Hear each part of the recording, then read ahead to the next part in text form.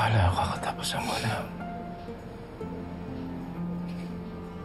Nung nagising ako, tapos mayroong gustong pamatay sa akin.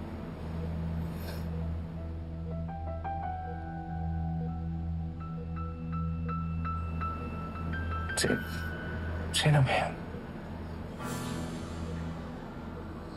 Dad, hindi namin siya kilala. Pero may suspecha kami. Si Betsy ang nagpadala ng lalaking yun para patayin ka.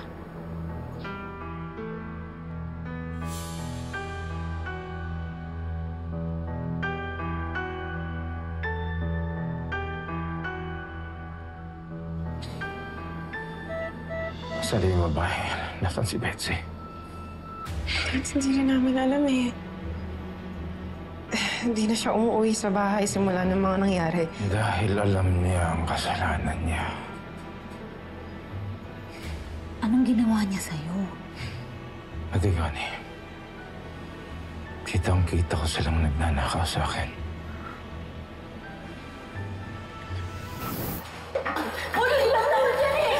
Betsy, Susan, ano itong pinag-aawa? Nagkaroon kami ng konting pagtatalo. Ano ba? Kahit ganyan si nanay, wala kang karapatan na gawin niya sa kanya! Natake ako sa puso. Sa halip na tulungan nila ako. Sinakal pa ako ni Betsy.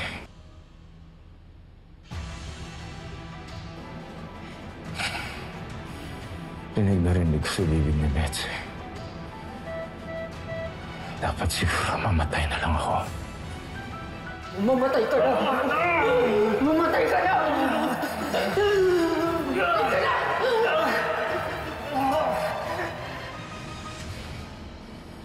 Hindi ako dapat makita ng aking anak. Dapat siguro mawala na ako sa buhay nila.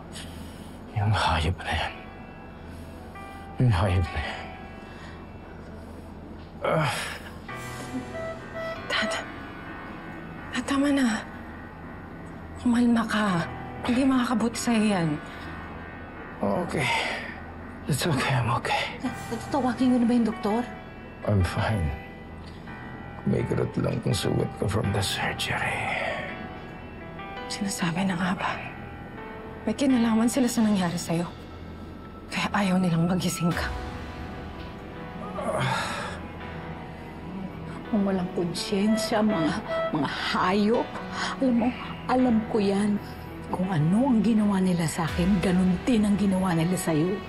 Mga kampon sila ni Satanas. Ate Connie, tawagan mo si attorney. Kasuhan natin silang dalawa, mas lalo na si Betsy. Hindi siya lulusot sa mga kasalanan niya sa akin. Nawa, Dad. Mananagot sila. Oras na ng paniningil.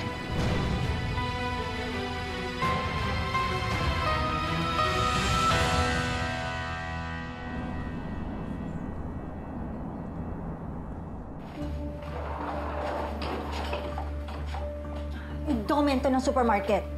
Nandito na sa akin, Nay. Kailangan natin umalis habang di pa sila kumikilos. Teka lang. Yung mga alahas kasi sisiguraduhin ko nandito. Ibebenta natin to para magkapera tayo. Ako din, may pera pa ako. Inaraw-araw ko yung pagkuha dun sa kasa sa supermarket. Kaya tara na, bilisan mo na, Nay. Halika na. Tara. Bilisan mo. Sige po. Ano nangyari? Nahuli niyo ba yung umatake kay Daddy? Nakataas siya, mahal. Hindi ko na natanong kung anong dahilan kung bakit niya gustong patayin si Dad. Kamusta na siya?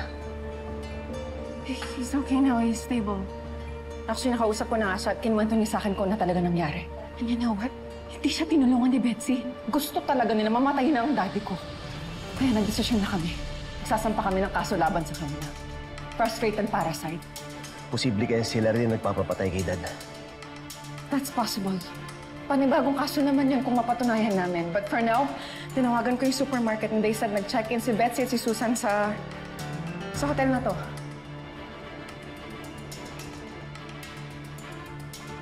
Puntahan na natin sila. Isama na natin yung mga pulis. Kailangan na mahuli mag-inang yan. Tara.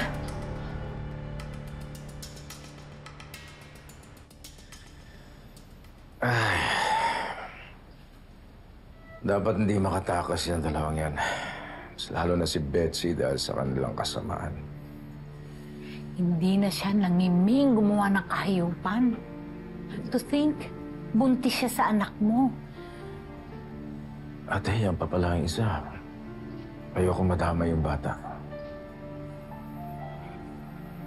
Kapag nakulong si Betsy at nakapanganak, kunin mo na ang full custody ng bata. Hindi lang yan ang gagawin ko, ate. Ilalayo ko siya sa nanay niya. Mas mabuti pang wala na siyang nanay. Dahil baka malaman niya kung gaano kasama ang ina niya.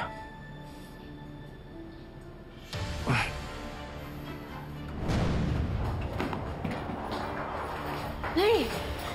Bilisan mo! Teka lang, chinecheck ko kompleto. Kasi kung ano-ano pag dinala mo, wala na nga tayong oras! Natural! Eh kung magkulang to, wala tayong ibibenta. Eh di nga. Bilis!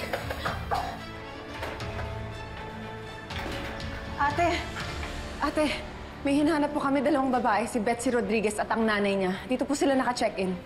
Ano pong meron? May nagawa silang krimen. Nandito kami para arrestuin sila.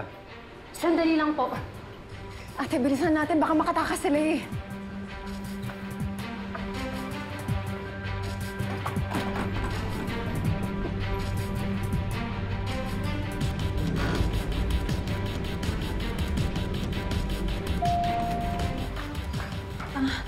Sigurado ho ba kayo nasa room pa yung mag-ina?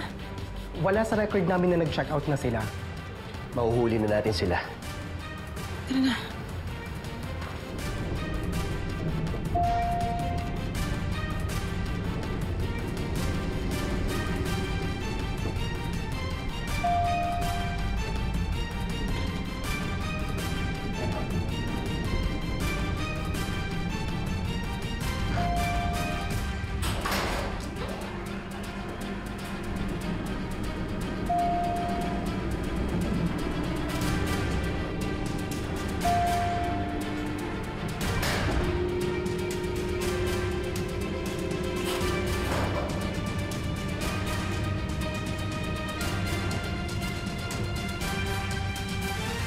Limitado na lang resources nila. Sana nga. Kasi gusto ko talaga makitang parusahan silang dalawa sa ginawa nila kay Daddy. Malaking gulo tong pinasok mo. Wala na tayong magagawa, Betsy. Kailangan na natin lumaban. Nakahanap na siya ng buyer. Ibig mong sabihin, binibenta na niyo itong supermarket? Yes, I'm interested. I really want that business. Buong buhay ko ngayon lang ako makakita ng 100 million. Hindi mo lang siya makikita, Nay. May experience mo ba? Kaya nga excited ako eh. Excited na ako maggulong-gulong at saka humiga sa pera. Yung pera ho. That's 50 million. Hindi ka ba curious kung sino talaga nakabili ng supermarket mo? Teka, akala ko ikaw ang buyer. I am just a business lawyer. Sila ang may dala ng kabuuan ng 100 million. Asawa ko. Sana, namiss mo na ba ako?